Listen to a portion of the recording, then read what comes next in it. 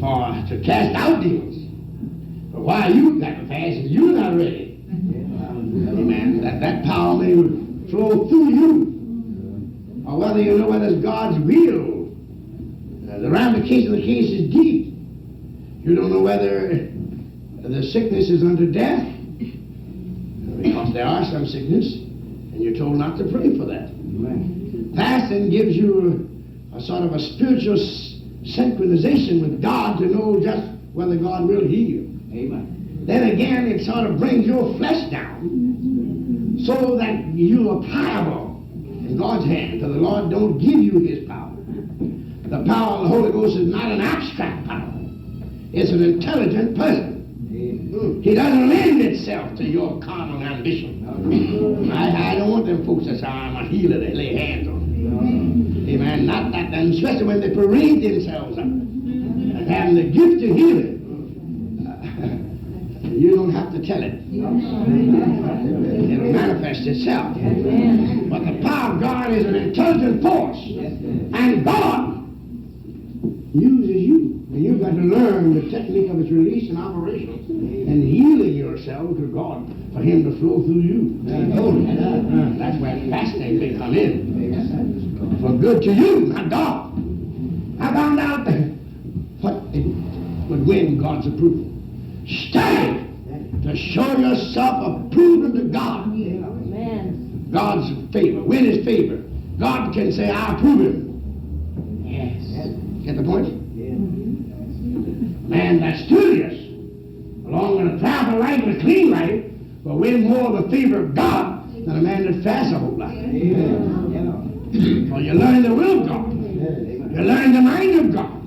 You're led by the Spirit of God through the Word, for the Spirit of God comes to lead and guide you into all truth. Instead of to show yourself approved to God, a workman that need not to be ashamed, rightly dividing the word of truth. The secret of the apostolic ministry was this. 16th chapter Mark. They went everywhere preaching the word. God working with them, confirming the word. That's right. Signs follow. That's right. Rightly dividing the word of truth, God will confirm it. Not your theory. Not your idea about it. Not your dream. Amen. Not your ambition. Oh, allegorical interpretation, your imagination, a vision of your own mind. But when you study the basic principles of exegesis, how to rightly divide etymology of words, and know, bless God, how to divide the word in dispensation of truth, and that self-life under subjection, that God may be glorified, you'll get somewhere. You win God's approval that way. Some people even speak despising of education, disparagingly of education, but like they glorify ignorance. Amen. The Lord wants you to think. Christ said, what think ye of Christ? Yes. Now may the Lord bless you. So I went to study the Revelations, whether the scholars who were on the opposite side, that for some help, that literal Babylon shall be rebuilt, in order that this prophecy of the downfall of Babylon may, be fulfilled. And my thesis, I said it was wrong. I give also knowledge that I had of the theories of those that believed it. But I held an open mind. I said, one of these days, I'm going to Babylon itself. And I'll search around and see whether there's any prospectus, any kind of a revival or a renaissance of Babylon's glory, whether it'll be rebuilt. So I went there. I came back with a settled conviction that Babylon shall never be rebuilt. Not the Babylon of the valley of the Euphrates. The Bible says she shall never be rebuilt.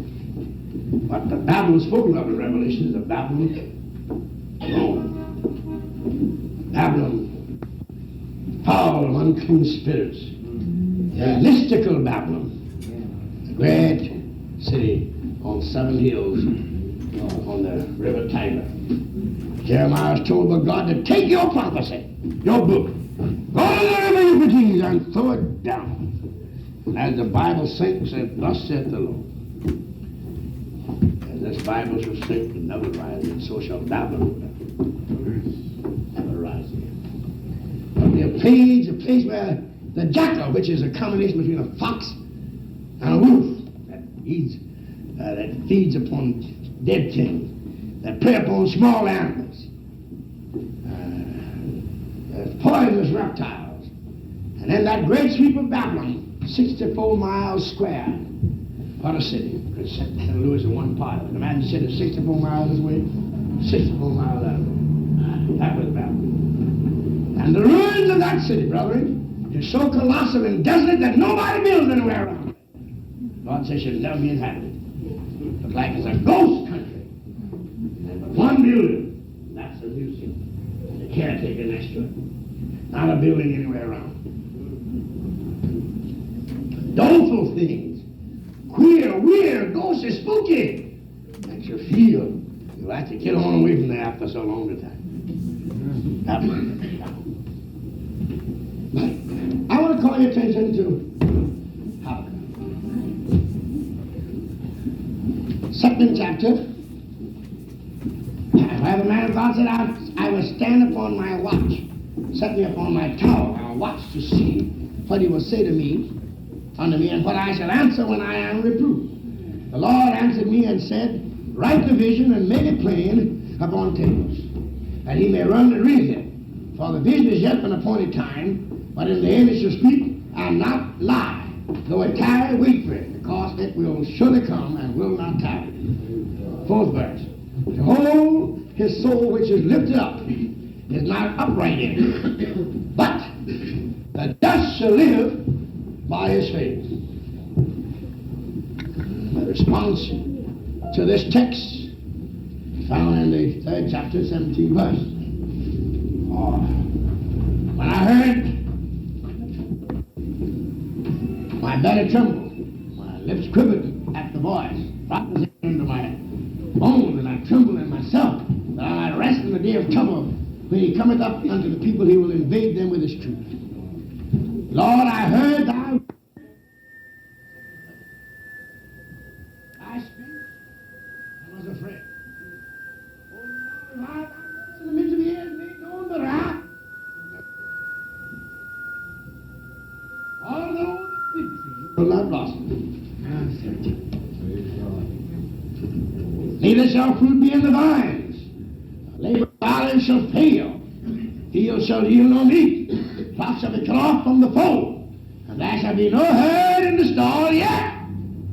I will rejoice in the Lord. I will joy in the God of my salvation. The Lord God is my strength, and he shall make my feet like hind feet, and he shall make me to walk upon mine high places. There is a yet for every although. Although is terrible, but notwithstanding all the vicissitudes of the although, faith meets the challenge with exclamation of victory and a rejoicing in the faithfulness and the power and ability of God to make man to stand against every although. Hence the man of God says, yet I will rejoice although. Let me sort of break that up. The just shall live by his faith. I read something the other day. I want to answer. In fact, it was last night. Taken from New York Times. No one can fail, said the writer, to be conscious today of the shadow creeping across the surface of the sun, as if it were a celestial rather than a man-made phenomenon. It has brought a chill into the lives of everyone, and many of us face the period ahead haunted by a sense of futility. What is the use, we ask ourselves, of thinking of a better future, or even of planning our individual lives, if this is indeed the twilight of our age? If the highly complicated and interlocked machinery of our civilization is headed for the scrap heap, and if we are to be plunged into anarchy with a clicking abruptness, what wiser thing can we do than contrive as best we can our own personal security and survival? I do not say all of us are asking these questions in this naked form, but surely it must be obvious that the mood of uncertainty, the purposelessness, which could easily grow into acquiescence and cynicism, is beginning to show itself in some quarters. It certainly is, all over the world. If this dark mood spreads, it will jeopardize whatever future can be as salvage and corrode the vivifying hope that the sense of promise which over long ages have brought meaning to human life. It is a truism, of course, that the seed of the future lies in the present. History shows us how often a twatted and beaten generation with little realization of its own fertility has had within itself the forces that were to give life and stimulus to their own coming age. A pessimistic note is here. There's a sense of pause, waiting for the fall, waiting for the outbreak, waiting for the death blow to our present civilization. We face an age of futility as we look out upon the future as best we can, as we peer into it, trying to find out where it holds. We have a dark, ominous feeling of fear and dread.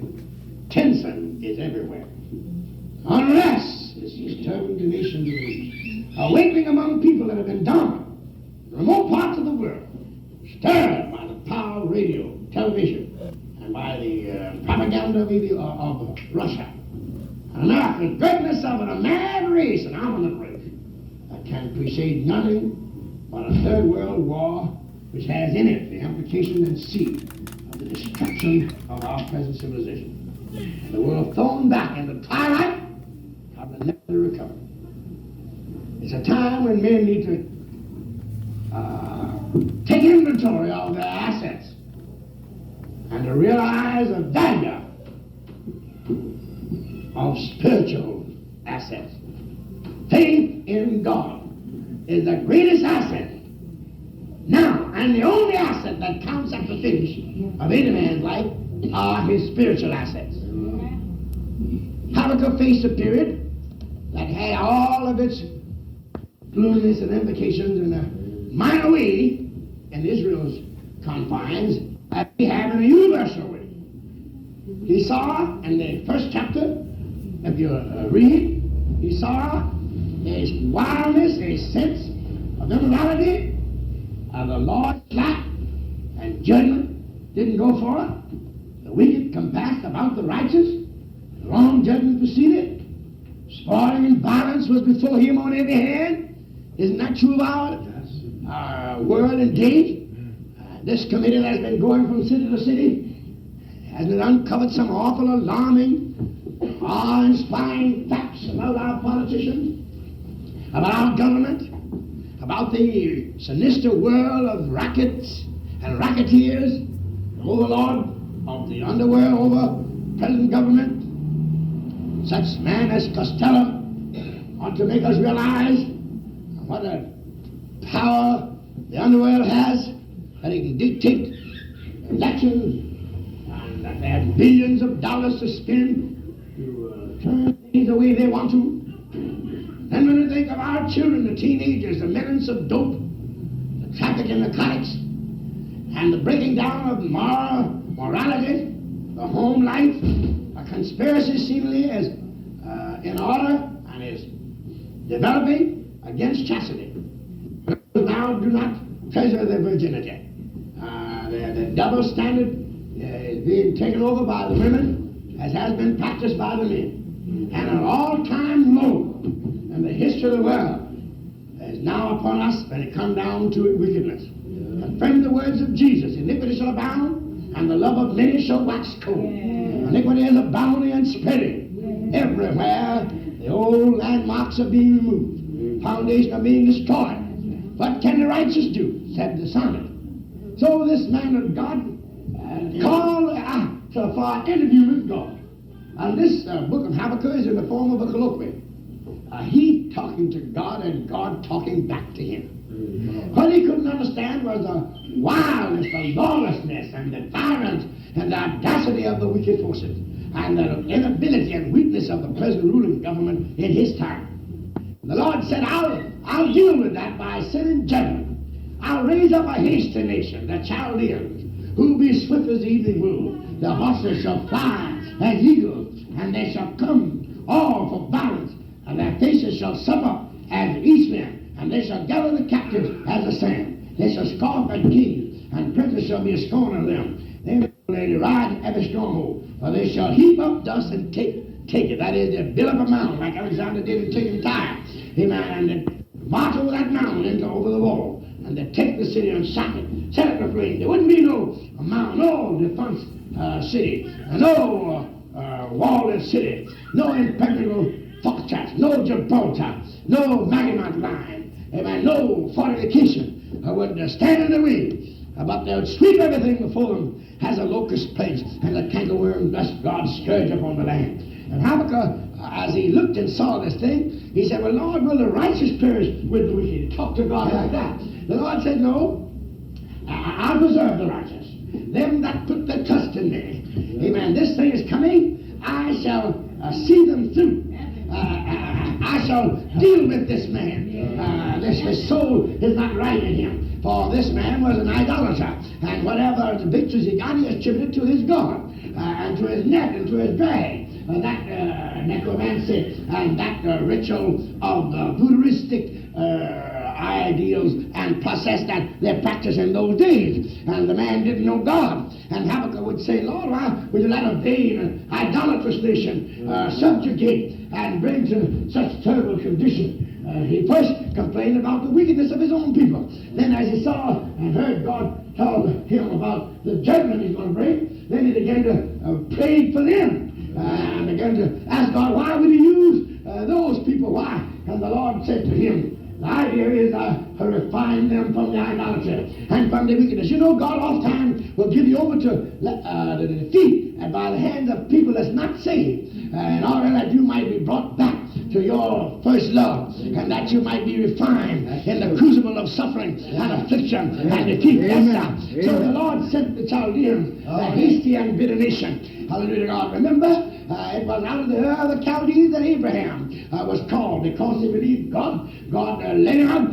Hallelujah to God. Because he obeyed God, God gave him the land of promise and made him the head of the Messianic kingdom, and also the heir of the promises, and gave him the relationship as a friend of God. And if he dwelt in the land, afterwards he became the possessor of it. But now this God was sending the very nation out of which Abraham had come, the land, into the very promised land that he given Abraham. Upon Abraham's own children of the promise, he's bringing this hasty nation. And he would take them captive back to the very land that Abraham was called out of. That faith delivered Abraham from, and obedience going out. The Lord said, because of your infidelity and because of your unbelief and your perversity and your disobedience, I'm going to take you back and put you, amen, 70 years in exile among the very people, amen, that your father came out of. Through faith he came out and became great. Through unbelief and disobedience, you will be brought down into slavery for 70 years, that you might be purged and refined in the crucible of captivity, that you might learn to prefer Jerusalem above your chiefest joy, and say, let my right hand forget his cunning, if I prefer not Jerusalem above his chiefest joy. Let my tongue cleave to the roof of my mouth, if I prefer not Jerusalem. Bless God. Amen. Oh, Jerusalem. Amen. If I forget thee, let my tongue cleave to Jerusalem my mouth. If I prefer Jerusalem, if I don't prefer Jerusalem above, bless God, every my chiefest joy, let my right hand forget his cunning. And when they was asked to sing a song, that was the answer. How can we sing the Lord's song in a strange land? Oh, blessed be God. And they sat down by the rivers of Babylon, and there they wept when they remembered Zion. And we're getting right to be brought back. Hallelujah. Hallelujah. God back out of captivity. Amen. Jeremiah prophesied. Told how long they're going to be there. Hallelujah. Daniel spoke of it. Hallelujah. Told when the 69th week would come. In Daniel's 69th week. Amen. And we are facing the parenthetical period of the church age, which when it's over, we shall have the old schedule. Hallelujah. God, 7 of the years after the church of rapture will mark the end of bless God of the human race as we know it. Hallelujah. Bringing in, bless God, of everlasting righteousness and putting it into sin. But that may be a little over your heads. Some of you may not know what I'm talking about. But after the church of rapture, the last week of Daniel, amen, shall come on of the scene. You know, the church is like, bless God, amen, that streamliner going on down through the IC, or that streamliner coming out here up on the Akron Road, I guess. I forgot Chicago, Alton, whatever there was, I haven't forgotten the name. But you know, when the streamliner, bless God, is coming through, they put all local trains on the side, and she blazes away. And that's God through. The lights are turned on, so all go on the side. And when she passed, the lights turned back, and they come on around. And so God Almighty, amen, made Israel local. And through the years, she went traveling down, amen, the highway of time. But he realized he wouldn't make it. He had a specialty. Hallelujah, God, a church age. He had the streamline of the age. Hallelujah, God. And then the time came, and the Messiah came, and Israel rejected the Messiah. Amen, he shut it off on the side. Amen, and the streamline, the church age, and the church, amen, had the right. And after the church has been raptured, hallelujah, God, then the light will turn back for Israel, and she'll come on the main line. The principal people. But in the meanwhile, she's a local now. She's on the siding. And the streamline of the church, amen, is moving up the highway. And that's got the light. Lead for her. Oh, hallelujah. Amen, but it's not long. The whistle is all but ready to blow. Hallelujah, God will run into the destination's end. Hallelujah, to the terminal. Yes. I tell you, we're living in the evening time of the ages. The twilight of Gentile world of power. The end of the church age and the resurgence of Israel. Back on the main line. They're back in Palestine now. And they're going back by the thousand. My Bible tells me Jerusalem will be trodden down by the Gentiles until the time of the Gentiles. Amen. Blessed be God. The Jews, hallelujah, God, is going back. And it means the time of the Gentiles is about over. Closing hours are upon us. For they were to be scattered until our time was ended. That's what the word fulfill means. In the Greek it means completed. Completed. The time of the Gentiles completed. And when that's completed, then the Jews shall be brought back. Hallelujah, God, into their land. And they're going back. I stayed in Jerusalem, the old Jerusalem, and stayed in Tel Aviv and in the new Jerusalem. That is earthly Jerusalem. Praise the Lord, here just 6 weeks ago. So I'm trying to show you, amen, how that God has been dealing with Israel. Nahum prophesied the captivity of Assyria. Nahum, or just another minor prophet. I don't know why you better call it minor prophets or majors, for these minors got a lot of dynamite. Concentrated truth. It may not be a big stick, but it's a bouillon, the beef juice. The beef essence, quintessence. Hallelujah, God. So you'll find that Habakkuk speaks of this great Babylon. God told him, said, listen, I'm going to answer you. And he said, I'm going to wait, because he said some audacious thing. He didn't understand why God would do a thing like that and let the wicked oppress the righteous, take them into captivity. And he said some very audacious thing. Then he got sort of scared. But he said, I heard your word and I was afraid. Amen. He said, I'm going to set myself on my watch. And I'm going to see what he's going to answer me. And what I shall say when he reproves of me. And God walked. Hallelujah, God up on that watch. Told him, said, listen, the vision I'm going to give you is for an appointed time. Write it down on tablets. Amen. Make it plain. So that them that read might run. Or the running one might read as he runs. It's no different. But that's God. I want you to make it plain to everybody. Hallelujah.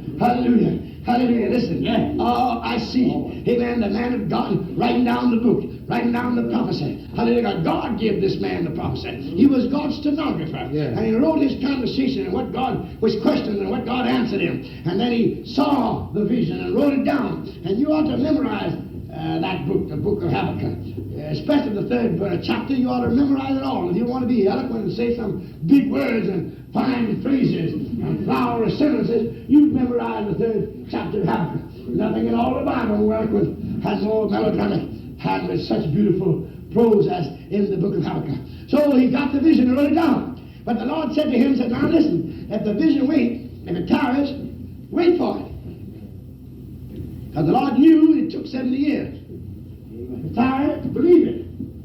Wait for it will come and shall not tarry. Yes. So now about this man Nebuchadnezzar, says his soul is right at him. Says heart is upright. He's giving honor to the God of Baal, B-E-L, the serpent god. But he just don't know. But whatever he does, tyranny, oppression, brutality, atrocities, devastation, captivity, don't lose faith in me. Hallelujah. You live by your faith or by your faithfulness, just as he lived by atrocity and conquered by violence. You live by faithfulness, and that will be your life. You believe me regardless of what happens. How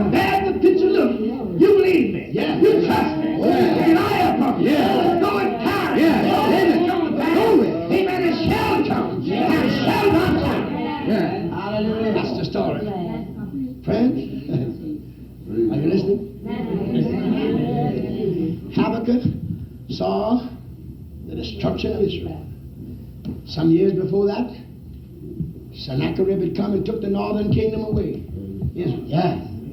Judah was kept together. Amen. Until the time came. Amen. Till their iniquity was full. And then here comes Nebuchadnezzar. Here he comes to carry them captive. They were carried captive into Babylon. 70 years. The land was devastated. It was mighty hard for Habakkuk was a farmer preacher. He had a little farm. And you know what the army does in a country? It destroys all the crop. On the top of that, a drought came. Failure of the crop. Famine came. My God, the man of God was hard pressed. But when he realized the vision that God gave, I won't be long to read it, but if you read it, it's a remarkable thing. If I start reading it, I'd find so many temptations to preach off on one side and this side, I'll be here till tomorrow morning. But I'm going to try to abbreviate this thing. And when a man looks out and sees field all scorched by drought, but that crop he had has been taken by the souls of the old land of the country. And famine is in the land because the crop. And he goes around and looks for his cattle, they see them dying. And then he goes to the olive grove to see whether he can get some oil. The olive tree was stunted, dried up, no sap in them. So he says, the labor offers are failed. Look around and say, well, I'll kill me a cow. The cows are dying. Amen. There's no meat in the field. There's no crop nowhere. No corn, nothing. No cows in the stall. Them that we had in the stall looked fattening. Didn't have no food to give them, and they died in the stall. Cut off from the stall. My God. Land devastated. Famine everywhere. Labor of the olives have failed. And the head have been cut off from the fold. Oh yeah, amen. The cows have died. Amen. And there's no calves in the stall. Now we're putting them up. This is a terrible condition. But when you look at it, you remember the vision. And said, the Lord told me I live on my faith. I know that God's able to take care of me, even if there's no crop in the field. God can take care of me without crops. Yeah. Amen. He took care of Elijah when he didn't have nothing. He got a raven to bring him. Command a raven. So the Lord don't need a farm to support me. He got so many ways that he can support me. I'm going to praise God. I'm going to believe God is able to take care of me. Though my farm and my crop is glory. Though the olive labor has failed. Though there are no meat in the field, no